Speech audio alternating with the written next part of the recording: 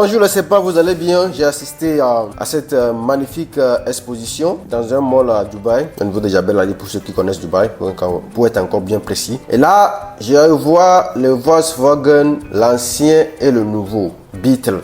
L'autre c'est année 1975 et celle-ci que vous voyez en face c'est 2025, une voiture superbe, magnifique. Donc ils ont décidé d'exposer les deux pour que les gens voient à peu près et le changement qui a été effectué de 1975 à 2025. Moi je pense que le changement est énorme, mais ils ont quand même gardé l'authenticité de la voiture. Jusqu'en 2025, vous sentez que ça là c'est pour celui-ci. Parce qu'il y a des modèles dès qu'ils quittent même juste une autre génération et tu as du mal à reconnaître. Hein. Mais les deux, s'ils ont toujours quelque chose de familier, le français bien parlé. Mais Beetle, moi je vois toujours l'ancienne là qui a plus de 50 ans, je la vois quand même plus magnifique. Puisque moi j'aime toujours les choses classiques. Je la vois toujours plus magnifique. Et vous allez voir qu'il y a les toits ouvrants ici en tissu très en forme, mais je pense que c'est du cuir. Et ici vous avez encore le toit ouvrant, mais cette fois-ci panoramique, pour vous dire que c'est du glace. Mais les deux ensemble, vous sentez que celle-ci regarde toujours le passé et la 2025 regarde l'avenir. Est-ce que l'avenir ça promet? Ça reste des questions à poser, hein. C'est sympa. Vu que j'ai pas toute la journée à passer là, je viens juste voir les Dodge. C'est là qu'il y a les modifications. Il y a des voitures qu'ils ont modifiées de ouf. Et voilà, tout ça, c'était une compétition qu'ils ont effectuée dans le mall. Chacun est venu exposer son truc là. Ici, vous avez le Dodge. Le monsieur, ça c'est, comme vous pouvez le voir, ça c'est le Dodge, le simple qui est juste minuscule là-bas. Et ça c'est une Hellcat. Hellcat, ça donne un bruit pas possible, vous connaissez ça. Donc ça, tout ça là, tous les designs là, c'est la signature du monsieur qui a fait les modifications. Et vous avez son Instagram juste là et ils sont amoureux de ces modifications. Bon, là, nous voyons une Nissan Patrol des années 90, Y60, qui est hyper magnifique. Cette voiture appartenait à un artiste ici aux Émirats Arabes Unis. Donc c'était dans le temps, c'est un grand chanteur ici.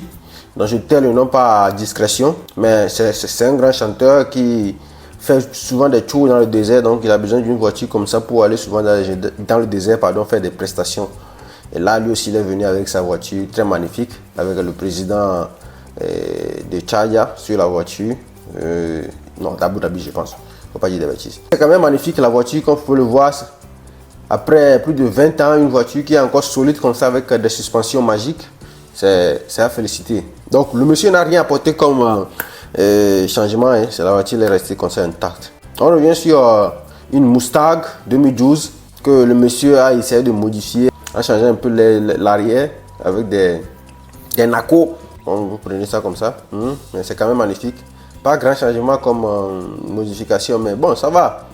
Déjà la couleur et les numéros, la bande blanche qui part du milieu, ça va. Avec une extraction d'air au niveau du moteur pour évacuer vite fait les airs si le radiateur ne veut pas fonctionner. Ici on est sur une Dodge qui n'est pas amie de quelqu'un, une Dodge Charger. Bon, le monsieur il a vraiment misé plutôt sur la couleur que de faire quelque chose de différent, mais on voit le bas de caisse en carbone et tout, et le petit béquet qui est aussi au niveau du capot qui tend les yeux vers le ciel. Toujours magnifique, avec des diffuseurs sympas, des sorties d'échappement hyper immenses. Le monsieur aussi, il a mis les nacos au niveau des vitres, les pare-brise arrière et tout. Donc avec l'extraction d'air au niveau du capot, full carbone. Alors nous sommes encore sur une Mustang. Cette fois-ci, le monsieur a décidé de faire le portier en papillon. C'est la modification qui est plus attractive.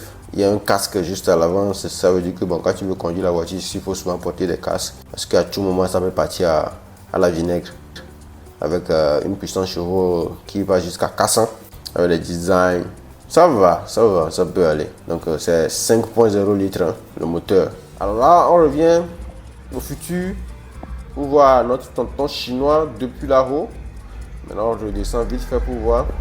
Nous sommes en face d'une Ion Hyper SSR, une voiture 100% électrique. Est-ce que ça, je vais dire ça défie même les Lamborghini? Non, je pense pas. Parce que les autres là, ce sont des authentiques.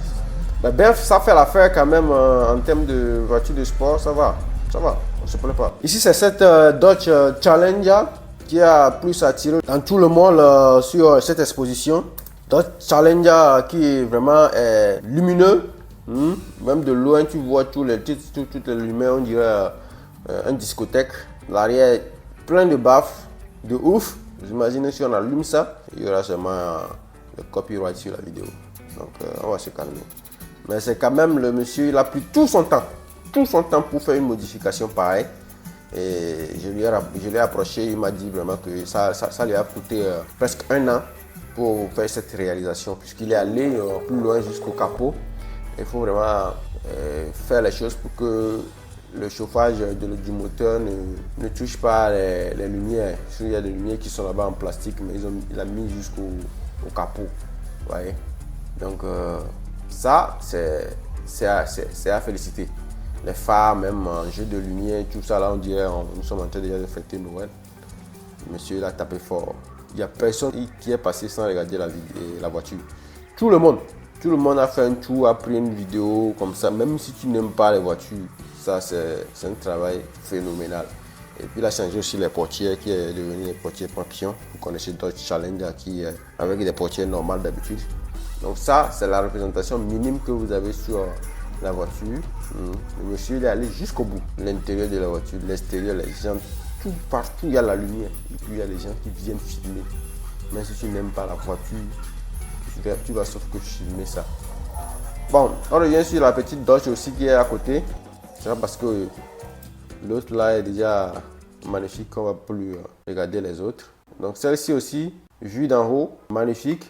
On va redescendre pour voir d'abord est-ce que les diffuseurs tiennent. Diffuseur pas en carbone. Le monsieur, on dirait qu'il déteste énormément le carbone. Tout est le rouge sur le noir. Voilà, le monsieur sympa. Donc souvent quand vous voyez l'insigne là sur les voitures, soit le monsieur est dans le gouvernement, c'est un signe de gouvernement ici à Dubaï. Donc soit ce monsieur est dans le gouvernement, soit c'est son frère qui est dans le gouvernement. Soit mais il est police, quoi que ce soit. Donc souvent quand vous voyez des signes comme ça, il faut vous calmer sur la route. Parce que vous ne savez pas à qui vous pouvez avoir affaire. Donc passez sur votre côté. C'est très simple comme bonjour. On va passer ici sans parler de BMW. Vous voyez, ça c'est une M. Les bas de caisse. Tout en carbone avec des lignes rouges. Pour des détails incroyables. On revient toujours sur Dodge. Full carbone. Ça c'est le carbone forgé même. Du haut. Et le pare-choc avec des lames. Pas mal le monsieur aussi. Vu l'autre là avec des jeux de lumière et celle-ci, c'est vrai que c'est pas allumé, mais je pense pas que ce monsieur peut faire aussi le buzz que l'autre lui a fait. Les béquets, voilà, qui regardent dans le ciel, tout. 4 sorties d'échappement, ok. Non, on revient toujours dans l'Antiquité. Et dans l'Antiquité, qu'est-ce qu'on trouve? On trouve Mercedes-Benz 500K, année 1936. Ouais. Bon, moi j'admire toujours cette voiture-là. Si jamais on peut ramener ça à la mode, ça ne peut faire que du plaisir. Une voiture immensement magnifique. Très immense d'ailleurs. Une voiture très immense et très magnifique. Vous voyez la gueule avec des klaxons comme des vuvuzelas. Oui. Bon, c'est toujours là, ça continue de fonctionner à Dubaï, vu qu'il y a une place classique, ok. Mais c'est très magnifique, ça s'ouvre en Rolls-Royce. Bien, on revient ici sur notre Honda Accord, année 2016, que le tonton a jugé bon de modifier de ouf, en faisant sortir les pneus. Il pouvait laisser les pneus comme ça, mais il rabat encore les ailes sur les pneus, de l'avant et puis l'arrière. Le monsieur l'a fait fort. Et avec un moteur incroyable, avec des turbos, tout est là-bas. Tout est combiné là-bas. Et ça, ce n'est même pas un turbo compresseur, ça c'est un turbo évaporateur. Parce que ça ne peut que s'évaporer. Et ça peut même faire voyager la voiture au ciel. Bon bref, c'est magnifique. Il y a un petit toit ouvrant là-bas. L'arrière avec je sais même pas, des appareils énormes, je ne sais pas à quoi ça peut primer. Mais du coup, l'Accord 2016 qui a été transformé de ouf. On revient sur notre Mercedes-Benz W126 qui a subi aussi quelques modifications. Et ça, les essuie-glaces au niveau des phares, là, ça ne trompe jamais avec les W126. Hein. Donc l'arrière avec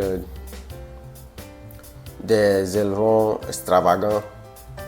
Une aileron, non, extravagante. Bon. L'authenticité y est en ce qui concerne les phares arrière. Voilà. les pneus modifiés, changés carrément, avec des jantes creux. Avec l'avant aussi des jantes creux très rayonnantes. C'est très magnifique avec des phares machin. Alors regarde sur notre tonton Bugatti. La Bugatti de 1927 qui coûtait déjà des millions. Hein. C'est pas tout le monde achetait ça. Et ça c'était pour un guitariste.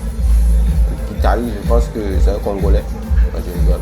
C'est un Italien qui s'en est procuré cette voiture magnifique. Et il a gardé ça comme patrimoine. Jusqu'à présent, ils sont toujours propriétaires. Vous imaginez cette voiture, hein, si on veut la vendre, ça peut coûter encore moins de 3 millions d'euros. Hein. Même si c'est pas pour rouler, ça peut venir, comment on appelle ça, les expositions. Voilà. Ici, nous sommes sur une Chevrolet Apache. Apache, hein, c'est pas Apache moto hein, que vous connaissez la TV7, non. TVS, pardon. Ici, c'est une Chevrolet de 1957. Regardez-moi ça. Ça, ce sont les voitures que les stars américaines utilisaient avant. Dans le temps, quand tu as cette voiture là, c'est toi. Bon, je dis que les G-Tours sont sortis pour déranger les gens. Ici, on est sur une Dodge WC l'année 1941. Ça, c'est une voiture que les Russes utilisaient pour aller à la guerre. Et c'est la voiture là qui a fait que l'homme respecte les Russes. Faisaient la commande chez les Américains. Les Américains pensaient que c'était une blague. Donc quand la voiture arrive chez eux, ils essaient de modifier encore un peu plus. Ça devient très dangereux. Déjà la voiture est déjà dangereuse. C'est d'un côté dangereux. Bon, c'est moi. Hein. Souvent les gens pensent que c'est pas moi. Bon, c'est moi. Dessus. C'est moi-même. C'est moi-même. Et bref, ici on termine la vidéo ici. Ça c'est Volvo, c'est l'entreprise et c'est le showroom. Une de leurs showrooms pardon, qui est ici. Donc c'est vraiment pas une exposition en tant que telle. Donc les prix sont déjà là, sont fixés ici. À combien là? À plus de 100 000. Moi je ne suis pas dedans pour le moment. Les XC90 qui coûtent une fortune. Les Volvo, la marque Sichuan qui est devenue la marque chinoise. Donc, toujours des choses rayonnantes avec la Chine. Les prix là, ça peut étouffer là. Bon les amis, on regarde l'intérieur de la voiture. Très simple quand même, ça ne dégage pas grand chose mais c'est calme en fait. C'est vraiment calme. C'est sur cette voiture là qu'on termine la vidéo. On se prend la prochaine. Ciao, bientôt.